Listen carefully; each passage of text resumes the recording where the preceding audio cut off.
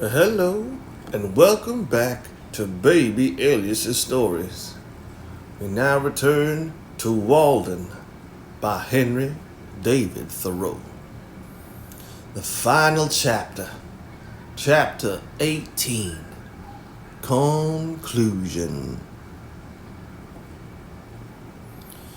To the sick doctors, wisely recommend a change of air and scenery. Thank heaven, here is not all the world.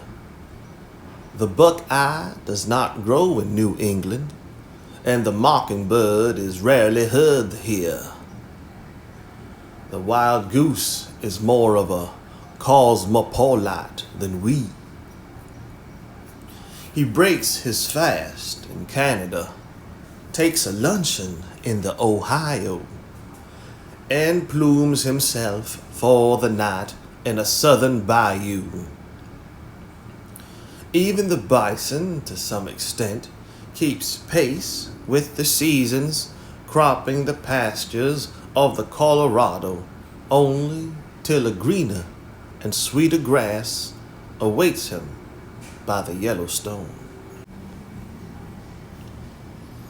Yet we think that if rail fences are pulled down and stone walls piled up on our farms, bounds are henceforth set to our lives and our fates decided. If you are chosen town clerk, forsooth, you cannot go to Tierra del Fuego this summer, but you may go to the land of infernal fire nevertheless. The universe is wider than our views of it.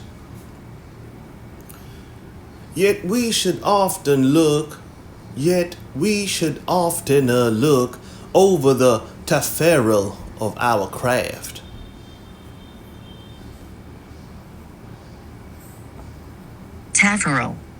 Tafferail of our craft, like curious passengers, and not make the voyage like stupid sailors picking oakum. The other side of the globe is but the home of our correspondent. Our voyaging is only great circle sailing, and the doctors prescribe for diseases of the skin merrily.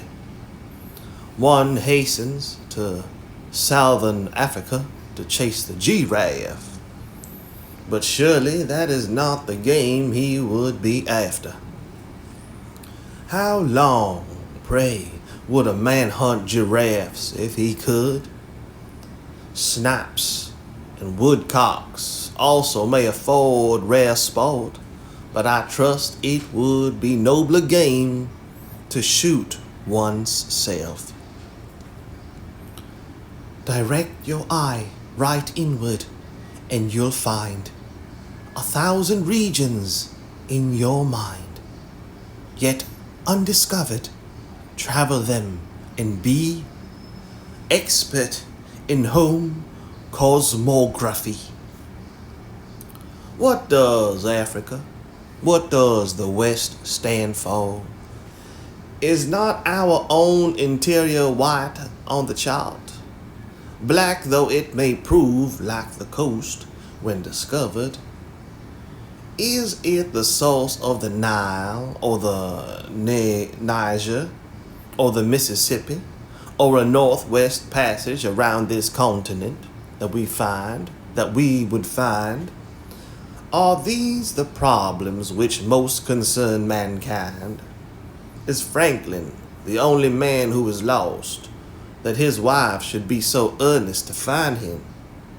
Does Mr. Grinnell know where he himself is? Be rather the Mungo Park, the Lewis and Clark and the Frobisher of your own streams and oceans.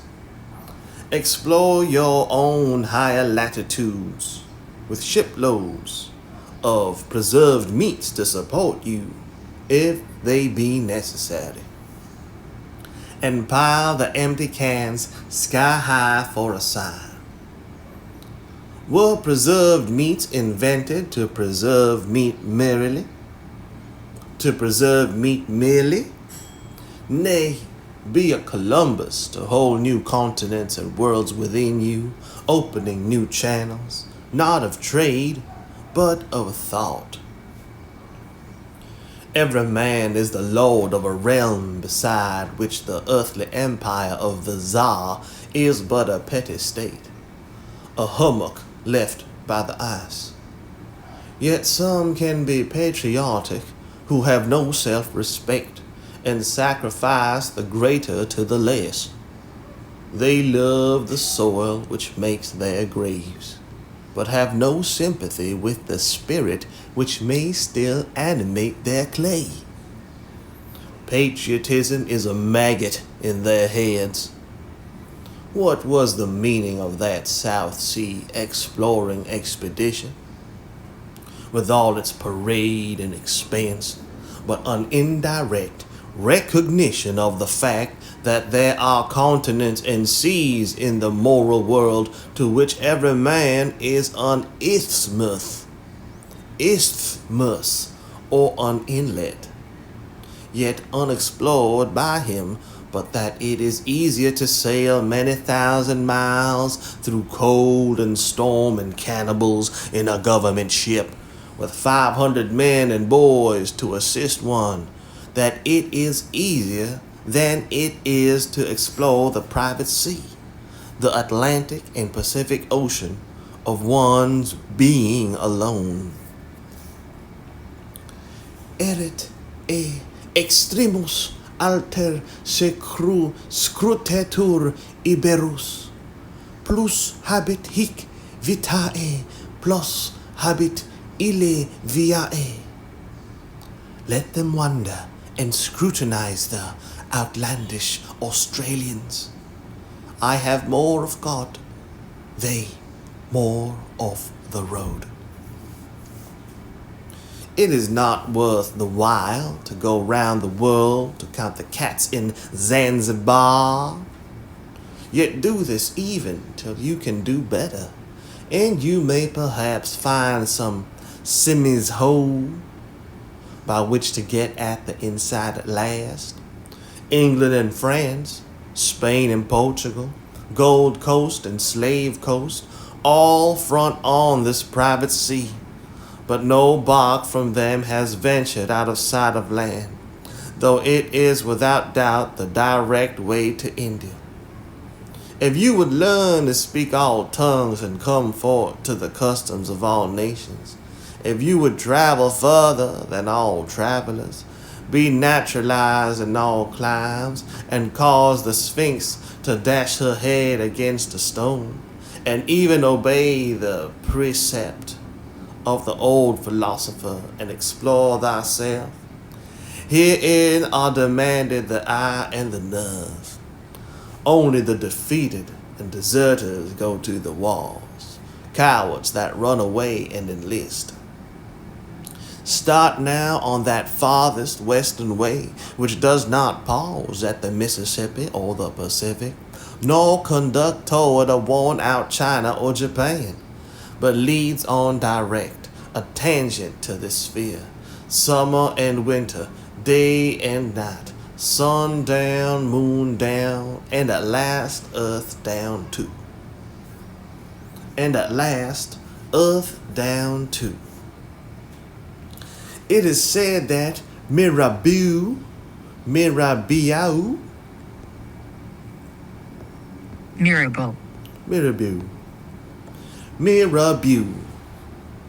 1749 to 91, French revolutionary politician, born Honoré Gabriel Requety. Prominent in the early days of the French Revolution, he pressed for a form of constitutional monarchy. Mirabeau. It is said that Mirabeau took to highway robbery to ascertain what degree of resolution was necessary in order to place oneself in formal opposition to the most sacred laws of society. He declared that A soldier who fights in the ranks does not require half so much courage as a footbed. That honor and religion have never stood in the way of a well-considered and a firm resolve. This was manly, as the world goes, and yet it was idle, if not desperate. A saner man would have found himself often enough in formal opposition to what are deemed the most sacred laws of society, through obedience to yet more sacred laws, and so have tested his resolution without going out of his way.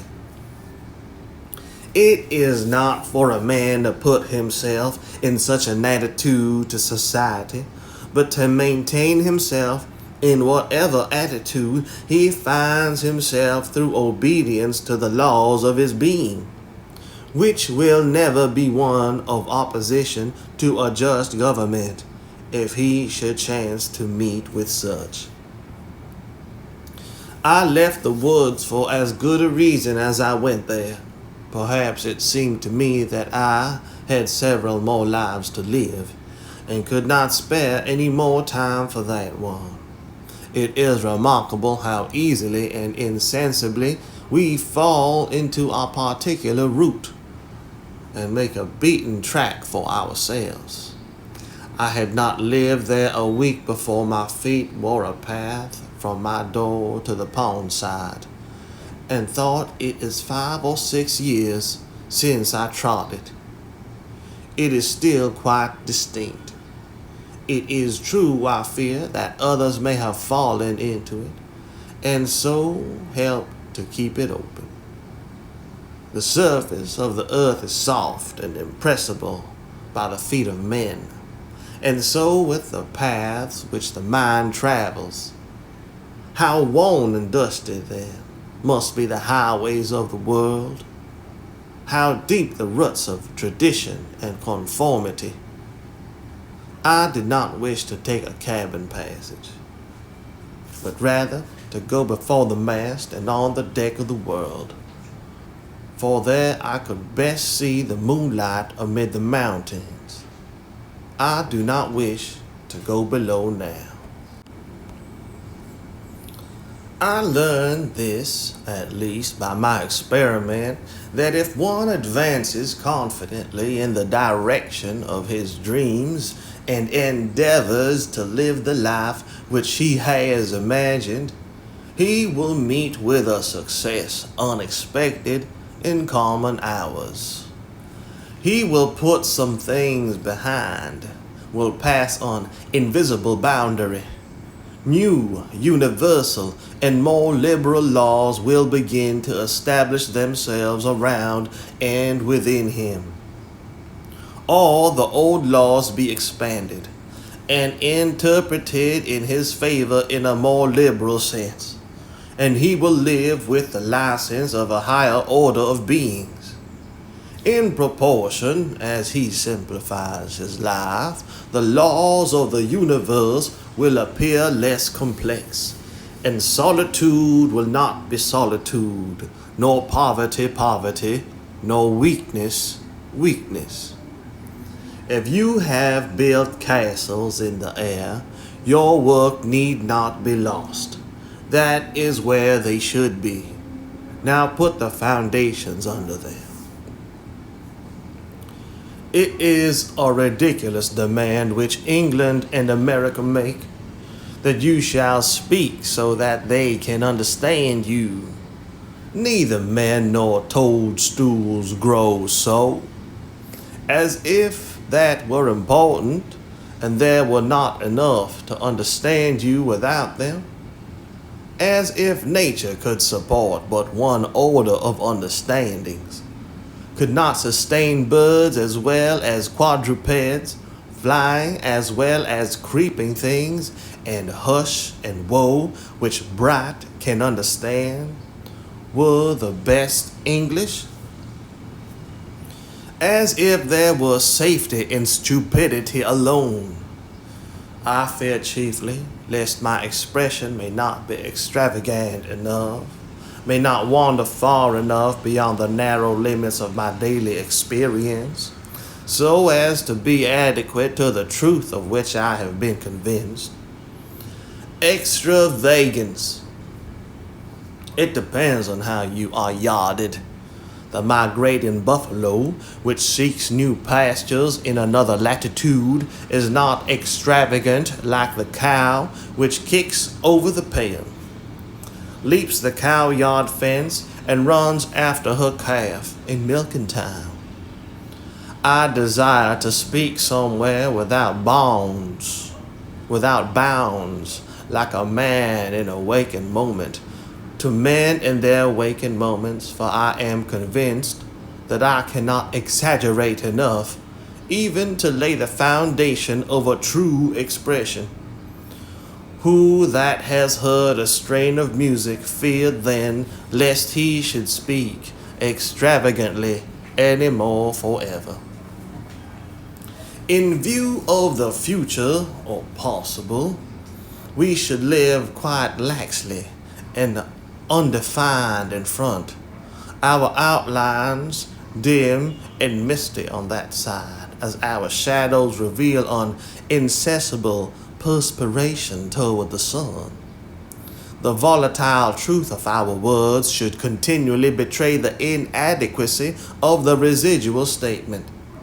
Their truth is instantly translated. Its literal monument alone remains.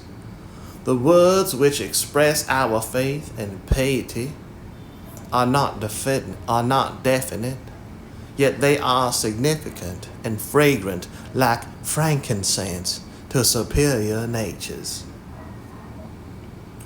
Why level downward to our dullest perception always, and praise that as common sense, the commonest sense in the sense of men asleep, which they express by snoring? Sometimes we are inclined to class those who are once and are half-witted with the half-witted, because we appreciate only a third part of their wit. Some would find fault with the morning red if they ever got up early enough. They pretend, as I hear, that the verses of Kabir have 4 different senses: illusion, spirit, intellect, and the exoteric doctrine of the Vedas. But in this part of the world it is considered a ground for complaint if a man's writings admit of more than one interpretation. While England endeavors to cure the potato rot, will not any endeavor to cure the brain rot, which prevails so much more widely and fatally? I do not suppose that I have attained to obscurity, but I should be proud if no more fatal fault were found with my pages on this score than was found with the Walden ice. Southern customers objected to its blue color, which is the evidence of its purity, as if it were muddy, and preferred the Cambridge ice, which is white, but tastes of weeds. The purity men love is like the mists which envelop the earth, and not like the azure ether beyond. Some are dining in our ears that we Americans, and moderns generally, are intellectual dwarfs compared with the ancients, or even the Elizabethan man. But what is it that to the purpose? But what is that to the purpose? A living dog is better than a dead lion. Shall a man go and hang himself because he belongs to the race of pygmies, and not be the biggest pygmy that he can? Let everyone mind his own business and endeavor to be what he was made.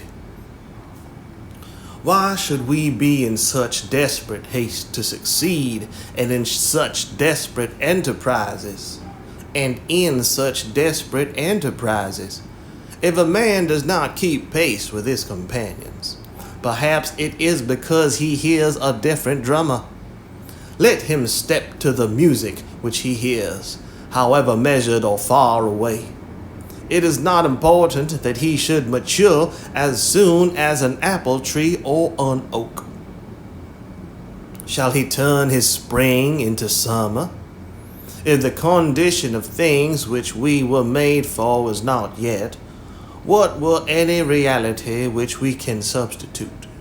We will not be shipwrecked on a vain reality.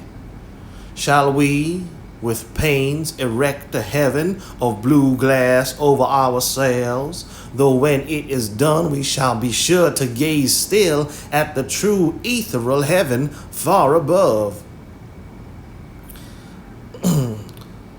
Though when it is done we shall be sure to gaze still at the true ethereal heaven far above, as if the former were not.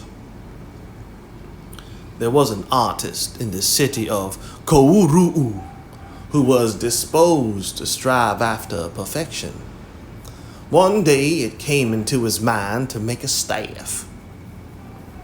Having considered that in an imperfect work time is an ingredient, but into a perfect work time does not enter, he said to himself, "It shall be perfect in all respects, though I should do nothing else in my life." He proceeded instantly to the forest for wood, being resolved that it should not be made of unsuitable material. And as he searched for and rejected stick after stick, his friends gradually deserted him, for they grew old in their works and died. But he grew not older by a moment. His singleness of purpose and resolution, and his elevated piety, endowed him, without his knowledge, the perennial youth. As he made no compromise with time. As he made no compromise with time, time kept out of his way, and only sighed at a distance because he could not overcome him. Before he had found a stock in all respects suitable, the city of Kouruu was a hoary ruin, and he sat on one of its mounds, to peel the stick. Before he had given it the proper shape, the dynasty of the Kandahars was at an end, and with the point of the stick he wrote the name of the last of that race in the sand, and then resumed his work. By the time he had smoothed and polished the staff, Caliper was no longer the pole star, and ere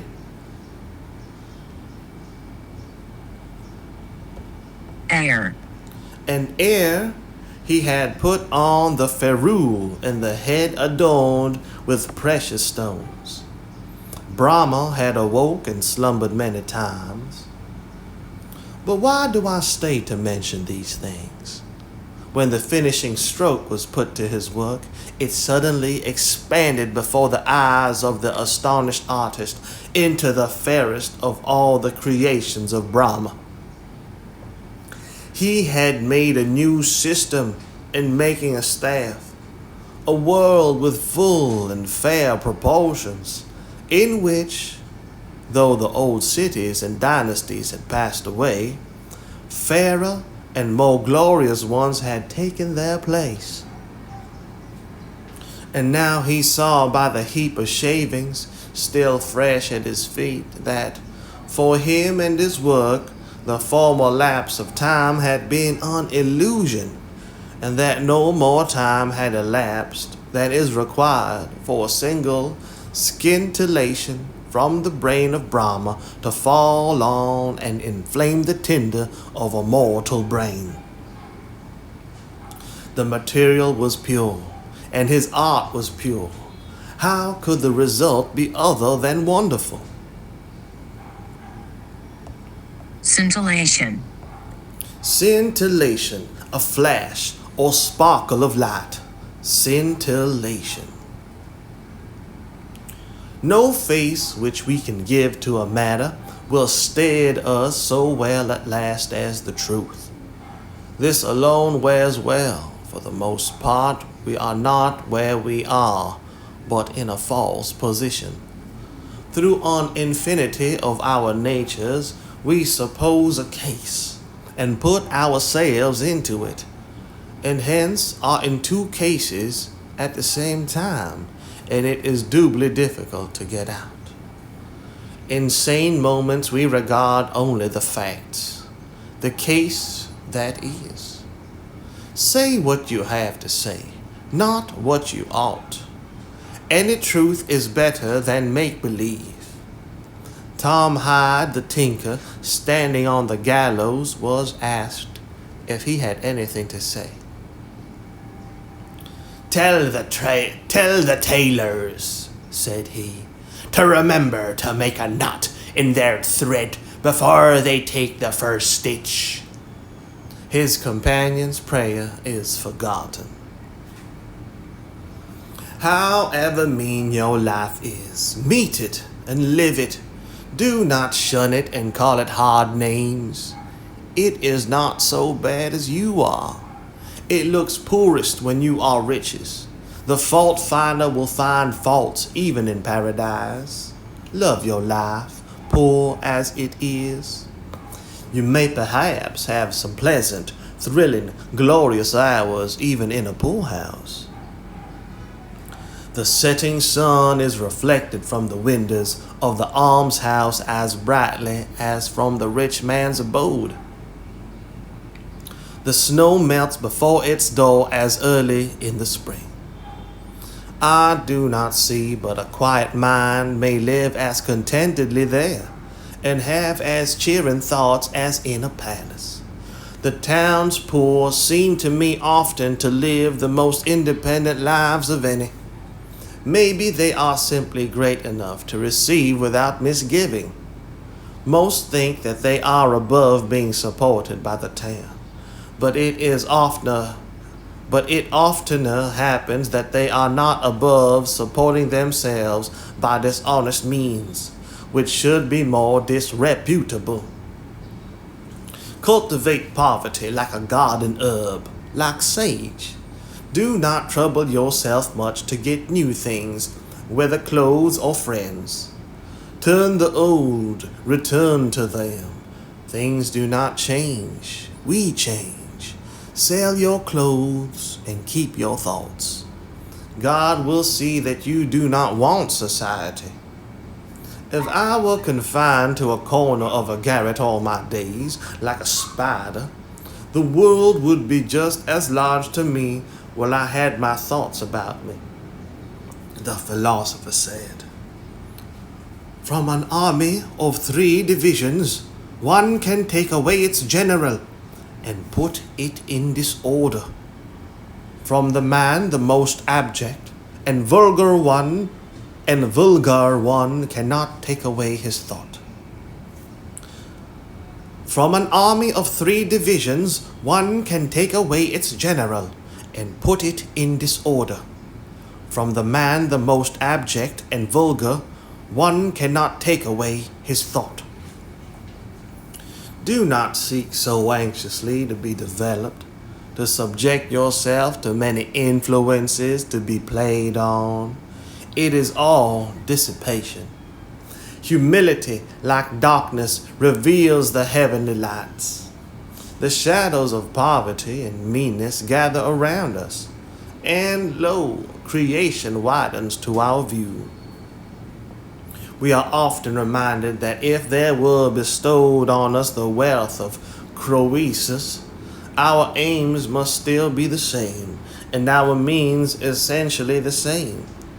Moreover, if you are restricted in your range by poverty, if you cannot buy books and newspapers, for instance, you are but confined to the most significant and vital experiences.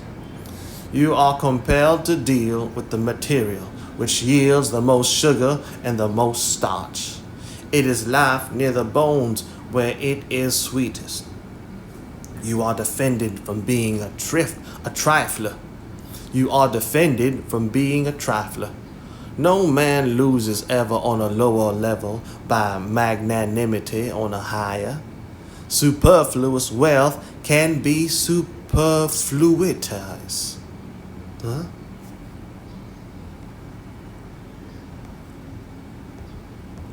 Superfluities. Superfluous wealth can buy superfluitize only. Money is not required to buy one necessary of the soul. I live in the angle of a leaden wall, into whose composition was poured a little alloy of bell metal. Often in the repose of my midday, there reaches my ears a confused tintinnabulum from without. Tintinnabulum.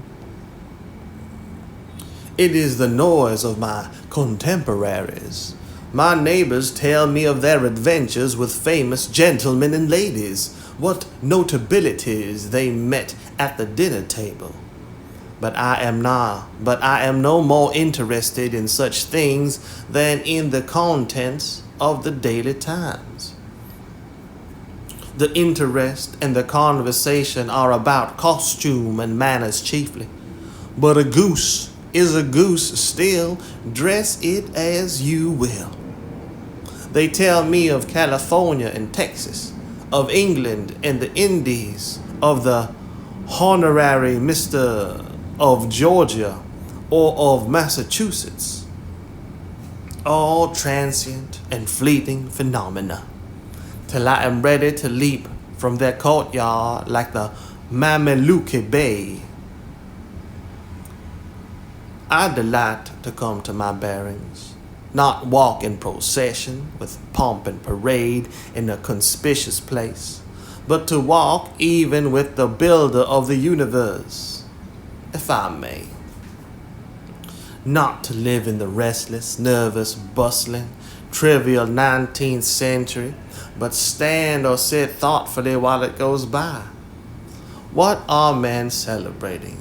They are all on a committee of arrangements and hourly expect a speech from somebody. God is only the president of the day, and Webster is his orator. I love to weigh, to settle, to gravitate toward that which most strongly and rightfully attracts me. Not hang by the beam of the scale and try to weigh less, not suppose a cause, but take the case that is, to travel the only path I can, and that on which no power can resist me.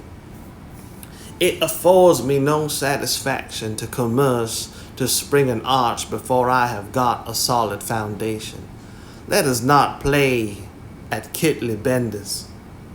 There is a solid bottom everywhere. We read that the traveler asked the boy if the swamp before him had a hard bottom. The boy replied that it had.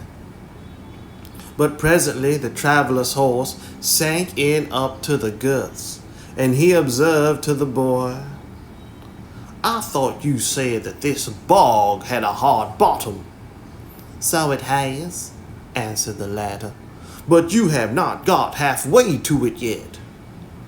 So it is with the bogs and the quicksands of society. But he is an old boy that knows it. Only what is thought, said or done at a certain rare coincidence is good.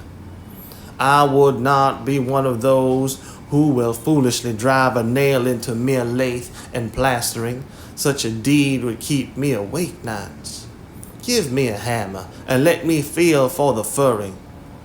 Do not depend on the putty.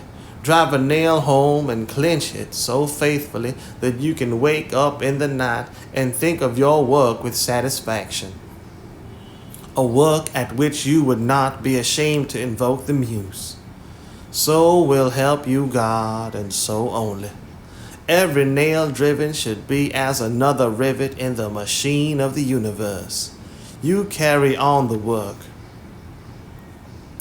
Rather than love, than money, than fame, give me truth. I sat at a table where were rich food and wine in abundance, and obsequious attendance, but sincerity and truth were not. And I went away hungry from the inhospitable board. The hospitality was as cold as the ices. I thought that there was no need of ice to freeze them. They talked to me of the age of the wine and the fame of the vintage, but I thought of an older, a newer and purer wine of a more glorious vintage, which they had not got and could not buy. The style, the house, and grounds and entertainment passed for nothing with me. I called on the king, but he made me wait in his hall and conducted like a man incapacitated for hospitality. There was a man in my neighborhood who lived in a hollow tree. His manners were truly regal. I should have done better had I called on him. How long shall we sit in our porticos, practicing idle and musty virtues, which any work would make impertinent? As if one were to begin the day with long suffering, and hire a man to hoe his potatoes, and in the afternoon go forth to practice Christian meekness and charity with goodness aforethought. Consider the China pride and stagnant self-complacency of mankind. This generation inclines a little to congratulate itself on being the last of an illustrious line, and in Boston and London and Paris and Rome, thinking of its long descent, it speaks of its progress in art and science and literature with satisfaction. There are the records of the philosophical societies and the public eulogies of great men. It is the good Adam contemplating his own virtue. Yes, we have done great deeds and sung divine songs which shall never die. That is, as long as we can remember them, the learned societies and great men of Assyria. Where are they? What youthful philosophers and experimentalists we are! There is not one of my readers who has yet lived a whole human life. These may be but the spring months in the life of the race. If we have had the 7 years itch, we have not seen the 17-year locust yet in Concord. We are acquainted with a mere pellicle of the globe on which we live. Most have not delved 6 feet beneath the surface, nor leaped as many above it. We know not where we are. Beside, we are sound asleep nearly half our time. Yet we esteem ourselves wise, and have an established order in the surface. Truly, we are deep thinkers. We are ambitious spirits. As I stand over the insect crawling amid the pine needles on the forest floor and endeavoring to conceal itself from my sight, and ask myself why it will cherish those humble thoughts, and bide its head for me who might perhaps be its benefactor, and impart to its race some cheering information, I am reminded of the greater benefactor and intelligence that stands over me, the human insect. There is an incessant influx of novelty into the world, and yet we tolerate incredible dullness. I need only suggest what kind of sermons are still listed to in the most enlightened countries. There are such words as joy and sorrow, but they are only the burden of a psalm, sung with a nasal twang, while we believe in the ordinary and mean. We think that we can change our clothes only. It is said that the British Empire is very large and respectable, and that the United States are a first-rate power. We do not believe that a tide rises and falls behind every man which can float the British Empire like a chip. If he should ever harbor in its mind, if he should ever harbor it in his mind, who knows what sort of 17-year locust will come out of the ground? The government of the world I live in was not framed like that of Britain in after-dinner conversations over the wine. The life in us is like the water in the river. It may rise this year higher than man has ever known it, and flood the parched uplands. Even this may be the eventful year, which will drown out all our muskrats. It was not always dry land where we dwell. I see far inland the banks which the stream anciently washed, before science began to record its freshets. Everyone has heard the story which has gone the rounds of New England, of a strong and beautiful bug which came out of the dry leaf of an old table of apple tree wood, which had stood in a farmer's kitchen for 60 years, first in Connecticut and afterward in Massachusetts, from an egg deposited in the living tree many years earlier still, as appeared by counting the annual layers beyond it, which was heard gnawing out for several weeks, hatched perchance by the heat of an urn. Who does not feel his faith in a resurrection and immortality strengthened by hearing of this? Who does not feel his faith in a resurrection and immortality strengthened by hearing of this? Who knows what beautiful and winged life, whose egg has been buried for ages under many concentric layers of woodenness in the dead, dry life of society, deposited at first in the alburnum of the green and living tree, which has been gradually converted into the semblance of its well-seasoned tomb. Heard perchance the gnawing out now for years, heard perchance gnawing out now for years by the astonished family of man, as they sat round the festive board, may unexpectedly come forth from amidst society's most trivial and hand-sailed furniture to enjoy its perfect summer life at last.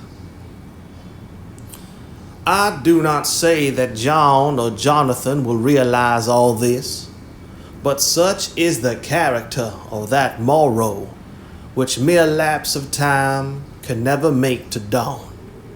The light which puts out our eyes is darkness to us. Only that day dawns to which we are awake. There is more day to dawn. The sun is but a morning star. The end. Good night, baby alias. Coochie coochie coo. Coochie coochie coo.